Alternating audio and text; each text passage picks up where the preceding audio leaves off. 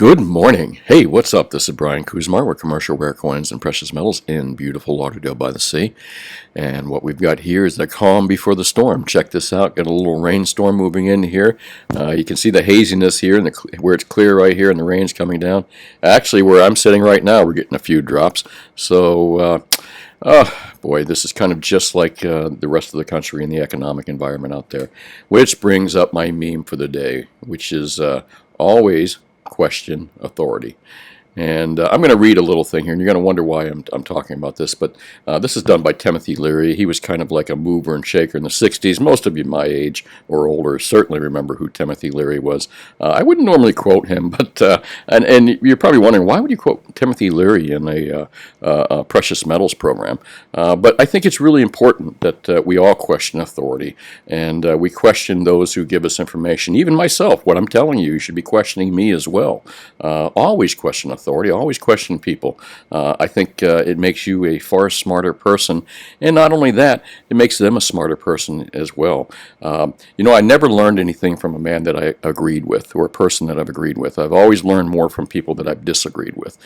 So it's really important to always question authority. And again, I want to just read this because some of you may have never heard this before.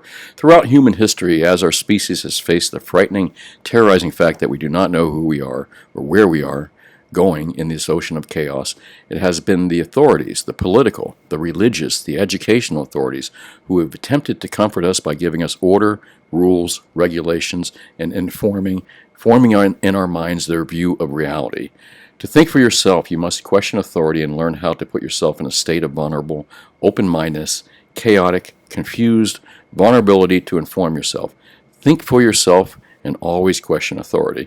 And again, I believe this will make you a much smarter bear. You don't have to rely on what the talking heads on television tell you, or the talking heads on YouTube tell you, or the talking heads on the newspapers, or the financial publications tell you. Think for yourself, folks. It's very important. And that's hopefully what I've been doing on these shows, is giving you the tools to think for yourselves. Let me kind of move along to, it's going to be a really quick show today, not a lot to talk about. Metals prices are kind of up a little bit. We're making those little $5 increments in gold. And silver kind of hovering exactly where it's been for a little while. I think once the short positions have been filled, that you're going to see silver prices shoot up, as well as gold prices here. GATA.org, again, this should be on your reading list. You should definitely have this on your bookmark bar, and you should be looking at this page at least once a week if you're a buyer or seller of precious metals. Now even the Financial Times is promoting the Great Reset. I took a look at that article. I got that right here. But Asian gold demand rebounding as Swiss exports surge, and apparently the Chinese are back to buying precious metals again. So that's just and they buy physical. Chinese Asian folks are not big on buying a piece of paper that says they own gold. Asia, India, are the two countries that they don't want anything to do with paper. They're primarily holders of real physical gold. And oddly enough, in India, they mostly hold it by holding jewelry. Jewelry is their form of bullion, gold coins, and such. So whenever you hear jewelry sales, for example, if you're listening to someone that's talking about gold and silver and precious metals, and then they say, well, gold's going to go down because jewelry sales are down. When you hear that, immediately run away. That person is a freaking idiot. They have no clue what they're talking about, because to preface it with jewelry sales are down shows a complete misunderstanding what jewelry really is in India. Jewelry is bullion in India. I don't even know why they still call it jewelry. Even when you read that in Reuters, or you read it in, you hear it on CNBC, well, Indian jewelry or jewelry sales are down. They look at a big graph that says jewelry sales. And you know what? There's so little jewelry sales, and like in the truth, gold jewelry sales have so little to do with the gold business. In the true sense of jewelry sales, like wedding rings, that kind of thing. It's not a big part of the gold market. The jewelry sales that is a big part of the gold market, again, is what they refer to as the jewelry sales in India and Pakistan and that region. Again, they don't buy gold bars. They store their wealth in jewelry. And their jewelry over there, for example, in India and Pakistan and some of the Arab states, they don't sell gold bars. They do sell gold bars and coins, but they prefer to buy it like in bracelets and necklaces and stuff. And when you buy gold and bullion in India, typically you are going to buy it in the form of a bracelet, a necklace, a pendant, and it's going to be priced like a gold coin. It's going to be like 5 or 6% over the melt price. The quality of the jewelry sucks, but again, they're not buying jewelry, they're buying gold in the form of jewelry, so it's really just bullion. So again, whenever you hear any person that claims to be an expert in precious metals start to tell you, well, jewelry sales are down, people just aren't buying jewelry, immediately flip them off because they're an idiot. Just wanted to give you that little tip here. And let's see, Asian gold demand rebounding as Swiss exports surge. That's a good thing for precious metals, folks, and that's going to be really good down the road here. Now, even the Financial Times is promoting a great reset. I've heard about this great reset for some time. Supposedly, the entire world or all the central banks are going to say, okay, you don't owe any more money. We're going to create a new gold-backed dollar or something like that. I hear more and more about it, but I just don't believe it's ever going to happen. I just think it's rumor. However, who started the rumor and why is the rumor out there? That's the real question. Anyway, just a quick read in case you're not familiar with the Great Reset, and I'm not totally familiar with it. I've heard it several times. I looked into it a little bit, but I don't give it much credence. But let me read this. On average, international monetary systems last about 35 to 40 years before the tensions they create becomes too great and a new system is required. Prior to the First World War, major economies existed on a hard gold standard. Intra-wars, most economies turned to a semi-hard gold standard. At the end of the Second World War, a new international system was designed, the Bretton Woods Order. And again, we have discussed the Bretton Woods Agreement so many times because the United States has defaulted on the Bretton Woods Agreement back in 1971 when Nixon took it off the gold standard, and it's gotten even worse. There basically is no Bretton Woods Agreement anymore. So again, if you don't know what the Bretton Woods Agreement is, I can't explain it right here. I've done it many times on the show. It's something you need to know about. Make sure you go to Investopedia and type in Bretton Woods Agreement. Very important for you to know this because if you don't know where you've been, you don't know history, you're not going to know where you're going. With the dollar tied to gold and other key currencies tied to the dollar. When that broke down at the start of the 1970s, the world moved on to a fiat system where the dollar was not backed by a commodity and was therefore not anchored. This system has now reached the end of its usefulness, and that's what we've been talking about for quite some time here. The end of the fiat currency. You know, the United States is the longest surviving fiat currency in history. We are the experiment right now. So, an understanding of the drivers of the 30-year debt supercycles illustrates the system's tiredness. These includes the unending liquidity that has been created by the commercial and central banks under this anchorless international monetary system. That process has been aided and abetted by global regulators and central banks that have largely ignored monetary targets and money supply growth. Well, the reason that they went off the gold standard was because they told us they could be responsible and they wouldn't overprint and they wouldn't do the things they did. Well, it didn't take that long, folks. Shortly after we went off the gold standard, they completely reneged on that promise. So the massive growth of mortgage debt across most of the world's major economies is one key example of this. Rather than a shortage of housing supply, as often is postulated as a key reason for high housing prices, it's the abundant and rapid growth in mortgage debt that has been the key driver in recent decades. This is also, of course, one of the factors sitting at the heart of today's inequality and generational divide. Solving it should contribute significantly to healing divisions in Western societies. Well, I don't know that by creating the problem and then throwing more of the same bullshit at it, that you're contributing much to it. But here, let me read on. With the new U.S. administration, the end of the COVID battle in sight with the vaccination rollout underway, which I disagree with this entirely, now is a good time for the major economies of the West and ideally the world to sit down and devise a new international monetary order. God, it sounds like a Democrat wrote this. I'm sorry. I shouldn't say that. Not a Democrat, a so-called left person, because there are still some fiscal, not in Washington, D.C., but there's still some fiscal Democrats out there, voters out there, old school Democrat people who I actually respect. I don't respect this new group that's in there, and I don't respect socialists or progressives at all. Economically, they're morons, in my opinion, and they will ruin the country. But I digress. As part of that, there should be a widespread debt cancellation, especially the government debt held by central banks. We estimate that amount to be approximately $25 trillion of government debt in the major regions of the global economy. Well, who takes this haircut? That's what I'm wondering. Whether debt cancellation extends beyond that should be central to the negotiations between policymakers. Okay, now I'm getting into a lot of yuck here. But it's kind of interesting with liquidity in place, blah, blah, blah. The key reason that many Western economies are now overly reliant on consumption, and this is true, but I'll tell you why we are over-reliant on consumption, because we are pushed there. We are pushed to consume. And again, remember when I went back to, I'm going to go back to this little saying, always question authority, and what Timothy Leary was talking about, thinking for yourselves. Well, we've been a consumption economy since what? Well, that's what Christmas and gift giving is all about. You know, it was a consumer. It's all about consumers. And why are we pushed to be consumers? Why are we pushed into consumption? Why does the government encourage us to consume and not save? Well, it's pretty simple, folks, because when you're saving, you're not paying any taxes of any sort. When you're consuming, you are paying taxes, which goes into whose pocket? Well, the very same people's pocket who are encouraging you to spend and not save. Again, that's my opinion, and I kind of digress there. So the key reasons, they're saying here, the key reasons that many Western economies are now overly reliant on consumption, debt, and house prices is because of set up the domestic and international monetary and financial architecture. A great reset offers the opportunity to restore some semblance of economic fairness in Western and other economies. Well, this article is complete bullshit. I don't know who wrote it. Let me call out their name. Chris Watling. I got to totally disagree with you that a reset is the way to go. Now, if we're going to do any kind of reset, maybe we could go in and legalize different currencies and let people have a choice on what type of currencies they use, whether it's a dollar, or whether it's crypto, or whether it's gold.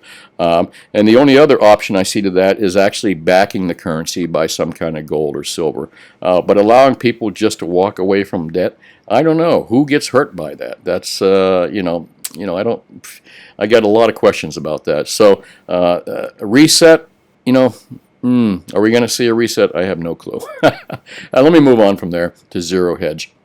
ZH here, not too much in gold. Again, I said this was going to be a really quick report, and it will be. Not too much to talk about in the gold and silver business here. But let's just take a look at the news and see if there's anything that's going to affect us gold and silver people. And again, everything affects us in some way. On the verge of gold price, one bank warns of a biblical surge in food prices. Well, I've been talking about for a little while that I believe that we are in a commodities, we're going to be into a commodities bull market coming up soon. Tangible hard assets, commodities, food, gold, silver, platinum, oil, all the different type of metals that are used, copper. I think that we're going to see a huge bull market in all types of commodities, including food, unfortunately. That's not good for a lot of people, again, unfortunately. But that includes precious metals as well. So I think we're going to see a great crash in equities, bonds, and treasuries, and that whole paper market. And I think the next big bull market we're going to see is going to be in commodities. But again, a boom market in commodities means major inflation, folks, so remember that. And inflation is good for gold and silver, but it's not good for economies, it's not good for the poor, it's not good for the middle class. So I'm not quite sure how to feel about that. Soulless Putin challenges Killer Biden to a live debate. I'd like to see that debate personally. It was kind of funny. I think Biden the other day called Putin a killer, and then Putin made some comment like a Pee Wee Herman. He said, "It takes one to know one." Oh, that made me laugh. But anyways, it had nothing to do with gold and silver. Sorry about that. I digressed again. A vicious, brutal day. 4 traders responded to today's market chaos. Goldman Sachs prepares a couple hundred employees to move to West Palm Beach. God, they're going to move Goldman Sachs. They're going to move these squid people down to my neighborhood. Oh, God, spare me. More New Yorkers. Just exactly what we need here in South Florida. Sorry about that, my New York friends. More Goldman Sachs people from New York, I should say, in Florida. Great. Just what we need. Isn't it just theater? Rand Paul pummels Fauci over science behind the masks. Again, nothing to do with gold and silver, but maybe it does. Maybe this closures in these mask mandates are really hurting businesses, which in turn were going to cause major economic problems, which in turn is going to cause gold and silver prices to go up. Our dead money economy. Lots of good articles on ZH. Again, I recommend that this is part of your daily reading, but not too much about precious metals here. However, I do recommend whenever you see an article written by Peter Schiff, definitely read it. Very smart man, one of the smartest men in the precious metals markets that I know out there, and also pretty politically smart in my opinion. Poor France, man. Them poor people over there. Gosh, governments suck all over the world, don't they? Oh, jeez. All right, again, I don't want to digress. Let me move along here. Well, let's answer yesterday's comments. And yesterday's show was World Economic Crash. I put a thumbnail up that said World Economic Crash, and again, it wasn't meant to be clickbait. I was really trying to get to a point here about precious metals and how that I view what's going on in the economic world right now and the political world as a giant Jenga game. And the feds and the central bankers and the governments worldwide are, they pull out one piece at a time. And if I could find a Jenga tower that was just being held up barely by one piece, and I could show the hands of the Federal Reserve and central banks and the governments going in to remove that one piece, that's kind of where I feel we're at right now. We're at the end of the Jenga game in economics and the political world, in my opinion. And maybe a reset is about to happen if you think about it this way. But let me move into comments here and answer some of your questions. Lucas, it's held up by optimists and will continue until the lower classes get so squeezed and ignored that the wealth cashes out and flees to New Zealand. Boy, that's a tough one to answer, but thanks for watching the show, Lucas. I'm not quite sure what you're saying. What is held up by optimism? The economy is held up by optimism. Oh, yeah, absolutely. I got to agree to some point that optimists do hold up the world. And thank God for optimists, right? Hey, thanks for watching. And New Zealand, by the way, I don't mean to keep going back to you, but New Zealand, God, I'd love to go to New Zealand. I've heard it's a beautiful country. John Mancuso, do you grade coins in your shop? I don't, John. It's just too expensive for me to do. Here's what I recommend. If you get coins you need graded, go and sign up to their little, like NGC or PCGS, and there's only 2 grading services you should go to. If you live on the East Coast, just send it to NGC. You'll get it back quicker. But go up and sign into their membership. They have like a retail or a collector membership deal where you can send in 5 coins, or they give you 5 coins for signing up for your membership. Send them in yourself, John. Be careful what you send in, though. I see a lot of people waste money on grading that doesn't need to be spent. So if you live in my area, bring by what you have so I can look at it and tell you whether it's worth spending the money on grading. There's countless millions of dollars that's spent on grading that never needed to be spent. Just a waste of money that could have been spent on coins instead. And I don't want you to be that person. I'd rather see you spend money on buying silver and gold, not a piece of plastic. Give me a call if you got any questions, John. Michael Rodriguez asked me, nice channel you have, difficult to find silver bullion, so I'm buying circulating Morgan and Peace dollars at the moment. Michael, that's pretty good, but I saw the retail price on Morgan dollars and Peace dollars was over $30, over 35 last I looked. It might be a little bit lower. But remember, silver dollars only have 0.77 ounces of silver in them, so that's not really a great deal. In fact, it's a terrible deal. I would recommend, if you can go out and find dimes, quarters, and halves, even if you got to order it and you can't find it from your local coin stores, you should be paying like $3.50 to $4.50 over spot for that, depending on the quantity that you're buying, no more. But yeah, I wouldn't recommend buying silver dollars right now. You can find 90% if you look hard enough and even order it. As far as 1 ounce rounds and stuff like that goes, you shouldn't be paying more than $5 over spot for any silver. And there is silver out there, plenty of silver product available out there for less than $5. That would be my recommendation. But I would avoid Morgan and Peace dollars, to be quite honest with you, unless you're able to buy them for like their melt price, which is 0.77 times the silver price plus a couple of bucks. If you can do it that way, fine. But right now, I've been watching; they're bringing a $10 or $15 premium, which is ridiculous. Don't buy them at that level.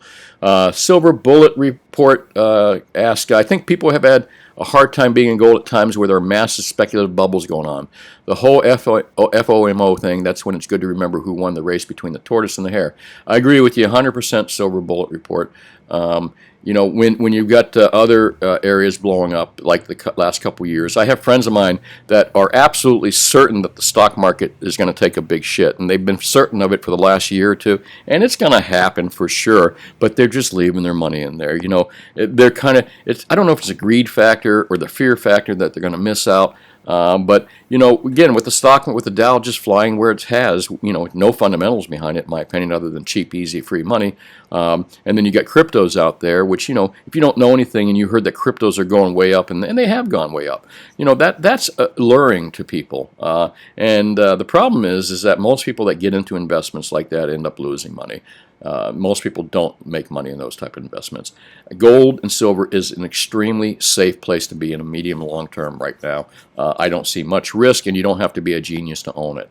When it comes to those other investments, especially cryptos, I think you better know what the hell you're doing, more so than you would in gold and silver. Jay Gill says, "Hey Brian, I enjoyed the show as usual. I'm looking to spend forward to spending money bag Joe stimulus checks at my local coin store." Well, that's a great way to spend stimulus money. I agree with you 100%. Invest it.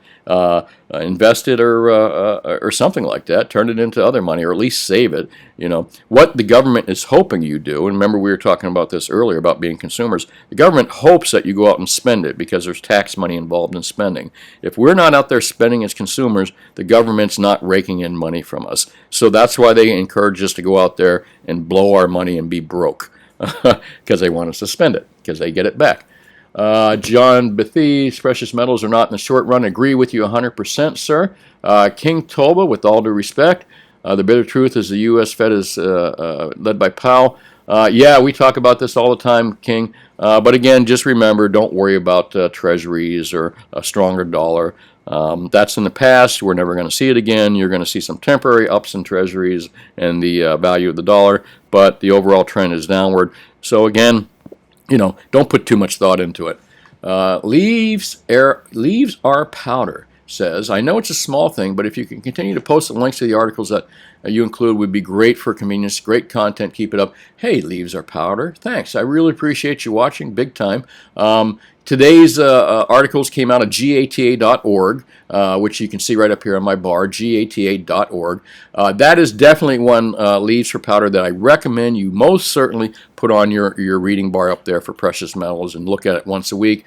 The other site that I like to look at, there's a bunch I look at, but I like to look at Zero Hedge as well. And the reason I like to look at Zero Hedge is because they have all different, some people say there's some crackpot conspiracy stuff on here, and there may be, but I like the fact that they give you different narratives, different opinions, and they let you choose it, unlike the corporate news and corporate media, who usually provide you with one narrative. And then if they do occasionally provide you with a second narrative, they make fun of the second narrative, or they bring on an expert that is not so much an expert, and they make him look like a moron so they can sell you the single narrative. And that's what most of these, that's what we get in life mostly from governments and media, a single narrative.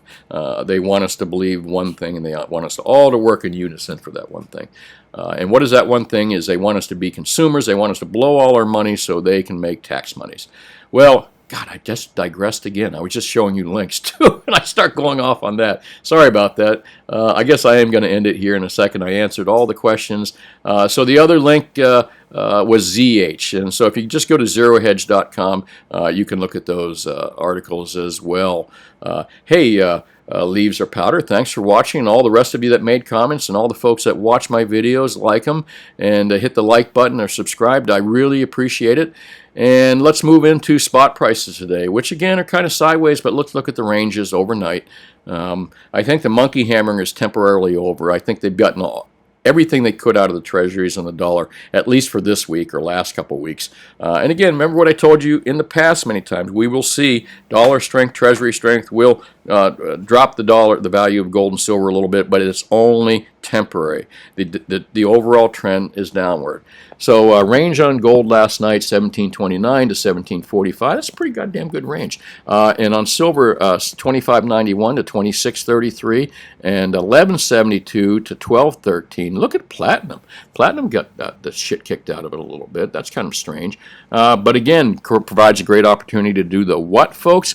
Buy the frickin' dips. So if you're thinking about buying platinum and you think you missed that level of sub 1200, you did not. And platinum is a good price out there. I don't talk much about platinum, but I think it's one of the metals that should be in your portfolio, folks. I believe it's fairly cheap, and at some point I think it's going to start catching up to gold someday. Silver again, silver still a great buy at this sub $30 level, and gold a wonderful buy below $2,000. So if you can buy the dips, great. If you can't buy the dips and you still have to buy at these levels, even if it's up from here, even if it was 1745, I'd still be telling you to buy. Even if it was 2633 or 27, I'd tell you to buy. If gold was 1250, I'd still be telling you to buy. These are cheap levels. There's going to come a day here, and I don't think it's in the far too future when we look at these, when we look look at gold below 2,000, we look at silver below 30, and platinum below 1,200, $1,300, and we're going to look at it the same way we look at gold right now below 1,000 and silver below 20. However, don't forget, the caveat here is in a global collapse, we will see gold and silver and platinum just collapse, fall apart. But again, no real stuff will be available. The premiums will be absolutely ridiculous, and then the prices of gold and silver and platinum will shoot up pretty damn fast after that. But again, the only time we're going to see a collapse in precious metals prices is when we see the next global or U.S. domestic economic crash. We will see metals take a shit because of all the paper that will be sold off to cover margin calls and stuff. I've seen it in 2008. It'll happen again. But meanwhile, buy these dips if you can. Well, that's really about it. This is Brian Kuzmar with Commercial Rare Coins and Precious Metals in beautiful Lauderdale by the Sea. I still recommend you do not buy gold or silver eagles. They're overpriced. Love the product. Always tell you to buy American, buy local, but in this case, I can't with good conscience tell you that. Gold and silver eagles gold eagles are near that $200 range, and silvers are still bringing what, 30, set $8 or $10 over the price of silver. It's ridiculous, folks. There's better products to buy. Not better. There's cheaper gold and silver to buy that you don't have to pay these ridiculous huge premiums for.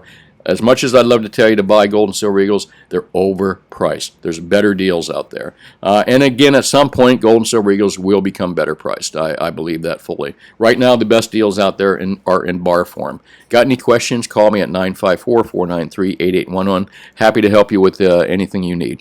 Well, that's really about it. If anything crazy happens today, I'll do another video. If not, I hope you all have a wonderful, safe weekend. I'm going to go and get a little fishing done myself, and maybe some surfing. There's supposed to be some good waves coming down here.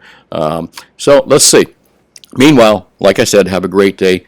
Thanks for watching. Hit the like and subscribe button. Talk to you soon.